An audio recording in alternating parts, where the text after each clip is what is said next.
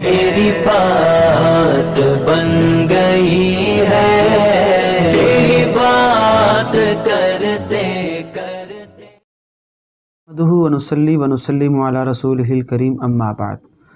अज़ीज़ तलबा, हमारे सूरह मरियम के तर्जमा और मुख्तसर जो हम इसकी तफसीर पढ़ रहे हैं, उस सिलसिले का ये तीसरा लेक्चर है। और इंशाअल्लाहुल अज़ीज़ आज के इस लेक्चर में हम सूरह मरियम आयत नंबर 24 से अपने सबक को आगे बढ़ाएंगे। तो आयत नंबर 23 जो पहले गुज़री है, उस आयत के अंदर अल्लाह रब्बुल इज़्ज़त ने इरशाद फरमाया था कि क़ालत या लैतनी मित्तु क़ब्ल हाज़ा व कुन्तु नस्यम मनसिया, कि हज़रत मरियम जब ये सूरत हाल उनके साथ हुई कि उनको एक पैदाइश का जो दर्द होता है वो दर्द उन्हें लाहिक हुआ, तो वो एक खजूर का एक तना था उसके पास चली आईं और वहाँ पहुँचकर उनके अल्फाज ये थे कि या लैतनी, ए काश, मित्तु क़ब्ल हादा, मैं इससे पहले ही मर चुकी होती, व कुन्तु नस्यम मनसिया, और मैं भूली भुलाई हो जाती, मुझे कोई याद भी ना रखता, किसी की गुफ्तगू में मेरा कोई तज़किरा भी ना होता। व कुन्तु नस्यम मनसिया, और हो जाती मैं नस्यन मनसिया, भूली भुलाई। जब ये बात हुई तो फ़नादाहा मिन तहतिहा अल्ला तहज़नी, इस आयत के अंदर उसके बाद की जो सूरत हाल है उसका अल्लाह रब्बुल इज़्ज़त ने ज़िक्र फरमाया है कि जब वो उस मकाम पे जहाँ वे खजूर के नीचे तशरीफ़ फरमा थी, तो वहाँ से फ़रिश्ते ने उनको पुकारा। फ़नादाहा, तो पुकारा, आवाज़ दी उसने, यानी उस फ़रिश्ते ने, हा, उन्हें। फ़नादाहा, तो आवाज़ दी उसने, यानी फ़रिश्ते ने, हा, उन्हें, मिन तहतिहा, उसके नीचे से। नीचे से मुराद ये कि ज़री बात है जिस जगह वो मौजूद थी वो जगह ऊंची थी, तो निचली तरफ जो जगह थी उस तरफ से फ़रिश्ते ने आवाज़ दी और क्या कहा, अल्ला तहज़नी, कि आप गमगीन मत हों। क़द जअला रब्बुकी तहतकी सरिया, क़द जअला, यकीनन बना दिया है, रब्बुकी, आपके रब ने, तहतकी, आपके नीचे, यानी निचली तरफ, सरिया, एक चश्मा। यानी अल्लाह रब्बुल इज़्ज़त की ये कुदरत ज़ाहिर हुई कि अल्लाह रब्बुल इज़्ज़त ने एक चश्मा जारी फरमा दिया, और पीने के लिए उसका पानी था, और खाने के लिए वो खजूर का तना जिसकी तरफ वो मौजूद थी वहाँ उसकी खजूरें थीं। खजूरें खाएँ आप और इस चश्मे का पानी आप पिएँ। और तरीक़ा भी बता दिया कि खजूरें कैसे आपको हासिल होंगी। फिर देखिए, क़द जअला, यकीनन बना दिया है, रब्बु की, आपके रब ने, तहत की, आपके नीचे, सरिया, एक चश्मा। अब पीने के लिए पानी इसका है, खाना क्या है, तो फरमाया वहुज़ी, उस फरिश्ते ने ये भी कहा वहुज़ी, और आप हिलाएं, इलई की, अपनी तरफ, बिजिज़इन नखला, खजूर का वो जो तना है उस तने को हिलाइए आप। तुसाक़ित अलई की, तो तुसाक़ित, वो खजूर के तने को जब आप हिलाएंगे ना तो तुसाक़ित अलई की, वो खजूर का तना गिराएगा, अलई की, आप पर। तुसाक़ित, गिराएगा वो खजूर का तना, अलई की, आप पर, रुतबन जनिया, ताज़ा पकी हुई खजूरें। रुतबन जनिया, ताज़ा पकी हुई खजूरें, रुतबन ताज़ा और जनिया पकी हुई खजूरें। जब ये खजूर भी मिल गई, पानी भी मिल गया, तो अब अल्लाह ने फरमाया फ़ाकुली वशरबी, फ़ाकुली, तो अब आप खाओ, वशरबी, वशरबी, और पियो, वक़र्री, और ठंडा करो, आइनन, आँखों को। फ़इम्मा तरयिन्न, बाकी रहा कि अगर आपको कोई परेशानी है कि कोई इंसान आएगा, कोई मर्द आएगा, या कोई भी आकर पूछेगा कि आपके पास ये सूरत हाल, खजूरें खाने के लिए और पीने का पानी, और अल्लाह रब्बुल इज़्ज़त आपको बच्चा भी अता करेंगे, लड़का भी होगा, तो कोई हर सवाल करे तो आपने किसी के सवाल का जवाब नहीं देना, बस आपने इशारा करना है और ये कहना है कि मैंने रहमान के लिए, ये अल्लाह ताला के लिए मन्नत मानी हुई कि मैं खामोश रहूँगी। आसान अल्फाज में जिसे हम कह देते हैं चुप का रोज़ा, कि मैंने आज खामोश रहना है, मैंने मन्नत मानी हुई है कि मैंने बोलना नहीं है, तो मैंने चुप का रोज़ा रखा हुआ है, आपने कोई जवाब नहीं देना, आपने बस अपने खामोश रहना है आपने। चुनांचे ऐसा ही हुआ। तो आगे पढ़ते हैं फिर क्या हुआ। फ़इम्मा, तो अगर तारायन्ना आप देखो, मिनल बाशारी आदमी में से, आदमियों में से, इंसानों में से, अहदन किसी एक को, इंसानों में से कोई एक आपको नज़र आए तो फ़क़ूली तो आप कहना, इन्नी नज़रतु बेशक मैंने, नज़रतु मन्नत मान ली है, लिर्रहमान रहमान के लिए, सौमन रोज़े की। फ़क़ूली तो आप कहना, इन्नी बेशक मैंने, नज़रतु मन्नत मान ली है, लिर्रहमान रहमान के लिए, सौमन रोज़े की। लिहाजा वो रोज़ा जिसकी मैंने मन्नत मानी वो क्या है कि फ़लन उकल्लिमा, फ़ा मैंने तो, लन उकल्लिमा हरगिज़ मैं बात नहीं करूँगी, अल यौमा आज के दिन, इंसिया किसी इंसान से। फिर ये हुआ कि फ़अतत बिही, फ़अतत फिर वो ले आई, बिही उसको, यानी उस बच्चे को जो अल्लाह ने बच्चा हज़रत ईसा अलैहिस्सलातु वस्सलाम की शक्ल में उनको अता किया, जो दुनिया में आ चुका, तो उस बच्चे को लेकर अपनी कौम के पास आई। फ़अतत तो फिर वो ले आई, बिही उस लड़के को, उस बच्चे को, कौमहा अपनी कौम के पास, तहमिलुहु उसको उठाए हुए, उसको गोद में उठाए हुए ले आई। तहमिलुहु का माना उसे उठाए हुए। क़ालू वो कहने लगे, कौम के लोग कहने लगे, या मरियम ए मरियम, लक़द जिअती शैअन फ़रिया, आप लक़द जीती यकीनन आप लाई हैं, शैअन एक ऐसी चीज़, फ़रिया जो बड़ी ही अजीब है। लक़द जिअती शैअन फ़रिया, यकीनन तुम लाई हो एक ऐसी चीज़, फ़रिया जो बड़ी ही जो है ना गज़ब की चीज़ है, बड़ी अजीब बात है। या उख्ता हारून, या उख्ता हारून, ए हारून की बहन, या उख्ता मैंने ए बहन, हारूना हारून की, माँ काना अबू की, माँ काना नहीं था, अबू की तेरा बाप, इमरा सौइन बुरा आदमी, यानी आपका बाप भी कोई बुरा आदमी नहीं था, वमा कानत और ना ही थी, उम्मु की आपकी माँ, बगिया कोई बुरी औरत, आपकी वालदा भी नेक थी, आपके बाप भी नेक थे, तो फिर आप ये बग़ैर शादी के आपकी शादी भी नहीं हुई, तो आपके पास ये बच्चा जिसके बारे में आप कहती हैं ये बच्चा अल्लाह ने मुझे दिया है, मेरे यहाँ पैदा हुआ है, तो ये बात बड़ी अजीब है। तो यहाँ पे एक बात समझिए, या उख्ता हारून फरमाया अल्लाह ताला ने, ए हारून की बहन, तो इससे सवाल पैदा होता है कि क्या इनका कोई भाई था जिसका नाम हारून था, जिसकी तरफ निस्बत करते हुए इनकी कौम के लोगों ने इनको ये हारून की बहन कहा। तो याद रखिए ये हारून से मुराद हज़रत हारून अलैहिस्सलाम है और हज़रत मूसा अलैहिस्सलाम के वो भाई थे। तो चूँकि इनका ताल्लुक़ उन्हीं की नस्ल से है, हज़रत मरियम उन्हीं हज़रत हारून की नस्ल से हैं, उन्हीं के ख़ानदान से हैं, तो उस तरफ निस्बत करते हुए ये हारून की बहन का लफ्ज़ इस्तेमाल किया गया। तो वो कहने लगे, वमा कानत और ना ही थी, माँ कानत वाव मैंने और, माँ कानत नहीं थी, उम्मु की आपकी माँ, आपकी वालिदा, बगिया कोई बुरी औरत, बुरे काम करने वाली औरत नहीं थी, नेक थी। इन्होंने कोई जवाब नहीं दिया। क्या किया, फ़अशारत तो उन्होंने इशारा कर दिया, इलैही उसी लड़के की तरफ, अपने बेटे की तरफ, हज़रत ईसा की तरफ इशारा किया। जब इशारा किया सवाल का जवाब देने के बजाय, तो कौम के लोगों ने ये सवाल तो करना ही था। उन्होंने ये कहा कि आपसे हम सवाल कर रहे हैं और आप बजाय जवाब देने के इस बच्चे की तरफ जो कि गोद में है, और ऐसी उम्र में गोद में बच्चा आम तौर पे बोलता भी नहीं है। तो कौम के लोग कहने लगे, क़ालू उन्होंने कहा, कैफ़ा नुकल्लिम हम कैसे बात करें, मन उससे, काना फिल महद जो कि गोद में है, सबिया बच्चा, जो बच्चा गोद में है उससे हम कैसे बात करें। कैफ़ा नुकल्लिमु हम कैसे बात करें, मन काना फिल महदी उससे जो गोद में है, सबिया बच्चा। लेकिन अब ये बातचीत चल रही थी कि अल्लाह रब्बुल इज़्ज़त के हुक्म से हज़रत ईसा अलैहिस्सलातु वस्सलाम बोल उठे। क़ाला वो बोले, ये वो बच्चा बोला, वो लड़का बोला जो गोद में था, वो बोला, क्या बोला, इन्नी अब्दुल्लाह, इन्नी बेशक मैं, अब्दुल्लाह अल्लाह का बंदा हूँ।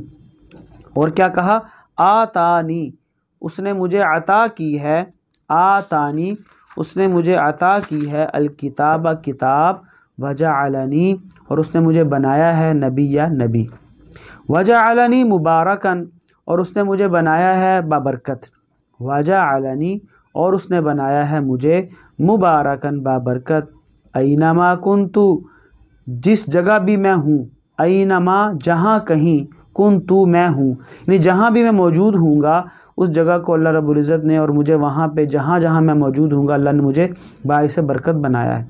फिर देखिए वजअलनी, और बनाया है उसने मुझे, उसने से मुराद अल्लाह ताला है।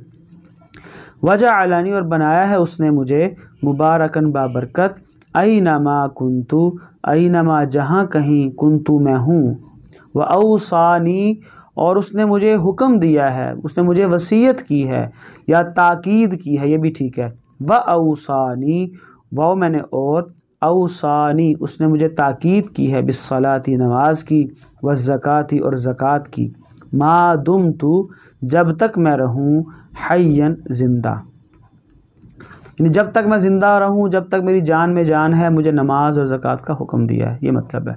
और उसने मुझे क्या कहा है, या उसने मुझे किस चीज़ का हुक्म दिया है, वबर्रन, और नेकी करने वाला, वबर्रन, नेकी करने वाला या अच्छा सलूक करने वाला, बिवालिदती, अपनी वालिदा के साथ, यानी मुझे इस बात का भी हुक्म दिया कि मैं अपनी वालिदा के साथ अच्छा सलूक करूं, ये मतलब है। वबर्रन, और नेकी करने वाला, बिवालिदती, अपनी वालिदा के साथ, वलम यजअलनी, और उसने मुझे नहीं बनाया, वाव मैंने और, लम यजअल, उसने नहीं बनाया, नी का माना मुझे, तो वलम यजअलनी, और उसने मुझे नहीं बनाया, जब्बारन, सरकश, शक़िया, नाफरमान, बदबख्त।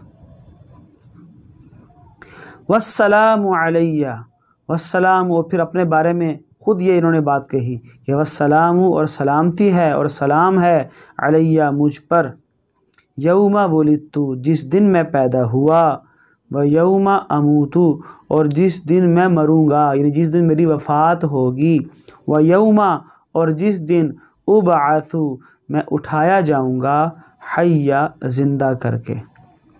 तो कुरान करीम की इस आयत से बिल्कुल वाज़ेह होता है कि ईसा अलैहिस्सलातु वस्सलाम नसारा के अक़ीदे के मुताबिक कि वो ये समझते हैं, ईसाई समझते हैं कि उनको ज़िंदा आसमानों पर उठा लिया गया। हम भी ये समझते हैं, लेकिन वो और अंदाज में, वो कहते हैं पहले फांसी हुई है और फिर वो आसमानों पे चले गए।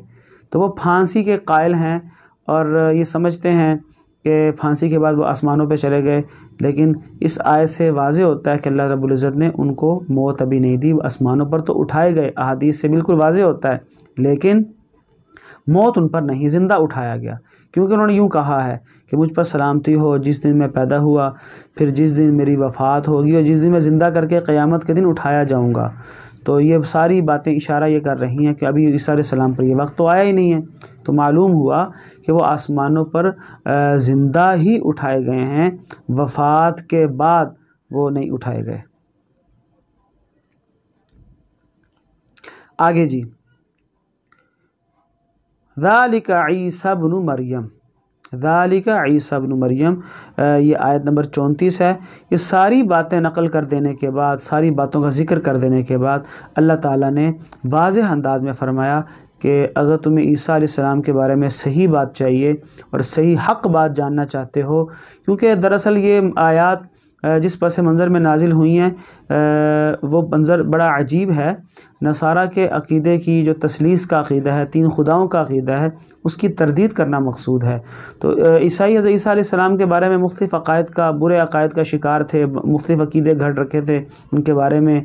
कभी हज़रत ईसा को खुदा का, अल्लाह का बेटा कहते थे, कभी हज़रत ईसा को ही खुदा कह देते थे, कभी तीन खुदाओं में से एक खुदा कहते थे। तो फरमाया कि अगर ट्रू पिक्चर सही तुम उनके बारे में जानना चाहते हो तो जो तफसील हमने बताई है ना, तो ये है हज़रत ईसा अलैहिस्सलाम की असल तफसील, और ये है उनका की असल जो है ना डिटेल, और ये है उनका असल रुख, और ये है उनके बारे में असल हक़ाइक़।